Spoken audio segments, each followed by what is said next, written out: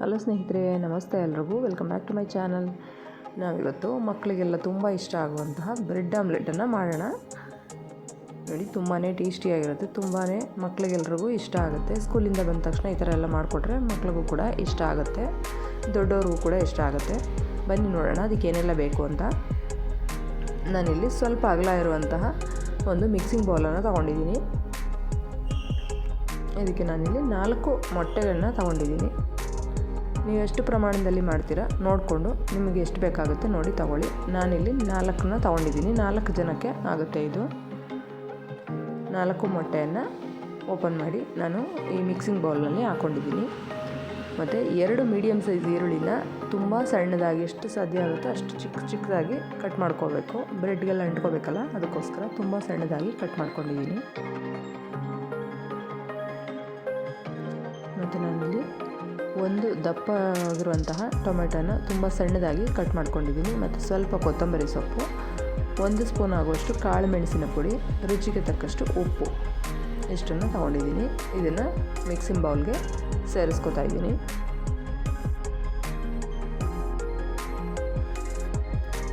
ಒಂದು ಸೌಟು ಅಥವಾ ಈ ಥರ ವಿಸ್ಕರ್ ಯಾವ್ದು ಬೇಕಿದ್ರೂ ತೊಗೊಳ್ಳಿ. ಅದನ್ನು ತೊಗೊಂಡು ಇದನ್ನು ಚೆನ್ನಾಗಿ ಈರುಳ್ಳಿ ಮೊಟ್ಟೆ ಎಲ್ಲ ಚೆನ್ನಾಗಿ ಮಿಕ್ಸ್ ಆಗೋ ಥರ ಇದನ್ನು ಕಲಿಸ್ಕೋಬೇಕು. ಸ್ವಲ್ಪ ಅಗಲವಾಗಿರುವಂತಹ ಮಿಕ್ಸಿಂಗ್ ಬೌಲನ್ನು ತೊಗೊಂಡ್ರೆ ನಾವು ಅದನ್ನು ಬ್ರೆಡ್ಡನ್ನು ಅದ್ದಿ ಹಾಕೋದಕ್ಕೆ ಈಸಿ ಆಗುತ್ತೆ. ಅದಕ್ಕೋಸ್ಕರ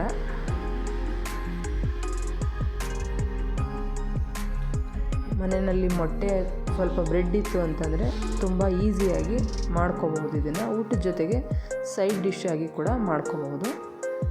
ಇವಾಗ ಇದನ್ನು ಕಲಸಿದ್ದಾಗಿದೆ, ಸೈಡ್ಗೆ ಇಟ್ಕೊಳ್ಳೋಣ. ಮತ್ತು ನಾನಿಲ್ಲಿ ಸ್ಟವ್ನ ಆನ್ ಮಾಡಿ ಒಂದು ತವಾನ ಇಟ್ಕೊಂಡಿದ್ದೀನಿ. ತವ ಸ್ವಲ್ಪ ಬಿಸಿಯಾಗಿದ್ದಾದಮೇಲೆ ಇದಕ್ಕೆ ಸ್ವಲ್ಪ ತುಪ್ಪನ ಹಚ್ಕೋತಾ ಇದ್ದೀನಿ. ತುಪ್ಪ, ಬೆಣ್ಣೆ, ಎಣ್ಣೆ ಯಾವುದನ್ನು ಬೇಕಿದ್ರೂ ಹಚ್ಕೋಬೋದು, ನಿಮ್ಗೆ ಯಾವ್ದು ಇಷ್ಟ ಆಗುತ್ತೆ ಅದನ್ನು. ನಾನಿಲ್ಲಿ ಸ್ವಲ್ಪ ತುಪ್ಪನ ತವ ಮೇಲೆ ಹಚ್ಕೊಂಡಿದ್ದೀನಿ. ಇದಕ್ಕೆ ನಾನಿಲ್ಲಿ ಮೊದಲಿಗೆ ಬ್ರೆಡ್ಡನ್ನು, ನಾರ್ಮಲ್ ಬ್ರೆಡ್ ಬೇಕ್ರಿನೆಲ್ಲ ಸಿಗುವಂತಹ ಬ್ರೆಡ್ಡನ್ನು ತೊಗೊಂಡಿದ್ದೀನಿ. ವೀಟ್ ಬ್ರೆಡ್ಡು ಅದೆಲ್ಲ ಸಿಗುತ್ತಲ್ಲ, ಅದನ್ನು ಬೇಕಿದ್ರೂ ತೊಗೋಬೋದು. ನಾನಿಲ್ಲಿ ಇದನ್ನು ಮೀಡಿಯಮ್ ಉರಿನಲ್ಲಿಟ್ಟು ಬ್ರೆಡ್ಡನ್ನು 2 ಸೈಡು ಚೆನ್ನಾಗಿ ರೋಸ್ಟ್ ಮಾಡ್ಕೋತೀನಿ. ಡ್ರೈ ರೋಸ್ಟು ಹಂಗೇ ಸ್ವಲ್ಪ ಕಲರ್ ಚೇಂಜ್ ಆದರೆ ಸಾಕು. 2 ಸೈಡು ತಿರುಗಿಸಿ ಇದನ್ನು ಚೆನ್ನಾಗಿ ಫ್ರೈ ಮಾಡ್ಕೋತೀನಿ.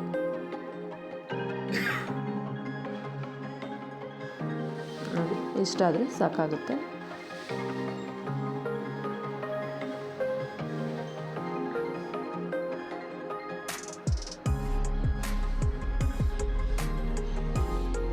ಎರಡು ಸೈಡನ್ನು ಸ್ವಲ್ಪ ಈ ಥರ ರೋಸ್ಟ್ ಮಾಡಿ ಬ್ರೆಡ್ಡನ್ನು ತೆಗೆದಿಟ್ಕೋಬೇಕು. ಇಲ್ಲಾಂದರೆ ಒಳಗಡೆ ಎಲ್ಲ ಹಸಿ ಇರುತ್ತೆ, ಮೇಲ್ಗಡೆ ಎಲ್ಲ ಆಮ್ಲೆಟ್ ಅದು ಬೆಂದಾದಮೇಲೆ ಒಳಗಡೆ ಹಸಿ ಬಂದುಬಿಡುತ್ತೆ. ಅದಕ್ಕೋಸ್ಕರ ಬ್ರೆಡ್ಡನ್ನು ಹೀಗೆ ರೋಸ್ಟ್ ಮಾಡಿಕೊಂಡ್ರೆ ಕ್ರಿಸ್ಪಿಯಾಗಿರುತ್ತೆ, ಒಳಗಡೆ ಕೂಡ ತುಂಬ ಚೆನ್ನಾಗಿರುತ್ತೆ. ಇವಾಗ ಇದು ಆಗಿದೆ, ಇದನ್ನು ತೆಕ್ಕೋತಾ ಇದ್ದೀನಿ.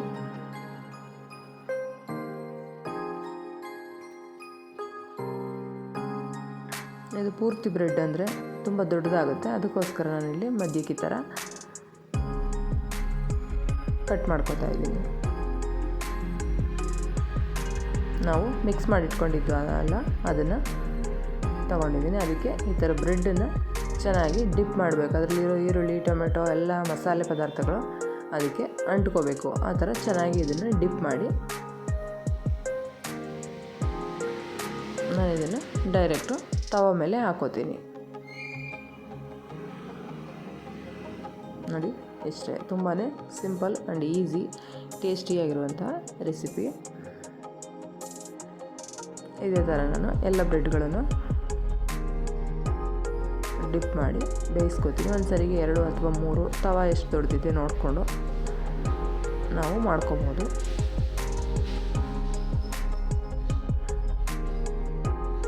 ಈ ಥರ ತಿರುವು ಹಾಕಿ 2 ಸೈಡು ಚೆನ್ನಾಗಿ ಇದನ್ನು ಬೇಯಿಸ್ಕೋಬೇಕು.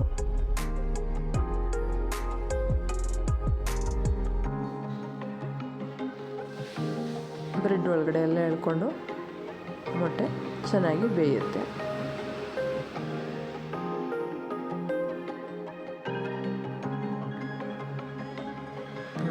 ಈಗ ರೆಡಿಯಾಗಿದೆ. ಬ್ರೆಡ್ ಆಮ್ಲೆಟು ತುಂಬಾ ಸಿಂಪಲ್ಲಾಗಿ ಮಾಡ್ಕೊಳ್ಳುವಂತಹ ಟೇಸ್ಟಿಯಾಗಿರುವಂತಹ ಮಕ್ಕಳಿಂದ ದೊಡ್ಡೋರವರೆಗೂ ಇಷ್ಟ ಆಗುವಂತಹ ಬ್ರೆಡ್ ಆಮ್ಲೆಟು. ನೀವು ಕೂಡ ಮನೆಯಲ್ಲಿ ಟ್ರೈ ಮಾಡಿ, ಹೇಗಿತ್ತು ಅಂತ ಕಮೆಂಟ್ ಮಾಡಿ ತಿಳಿಸಿ. ಈ ವಿಡಿಯೋ ನಿಮಗೆ ಇಷ್ಟ ಆಗಿದರೆ ದಯವಿಟ್ಟು ನಮ್ಮ ಚಾನಲ್ನ ಸಬ್ಸ್ಕ್ರೈಬ್ ಮಾಡಿ. Thank you.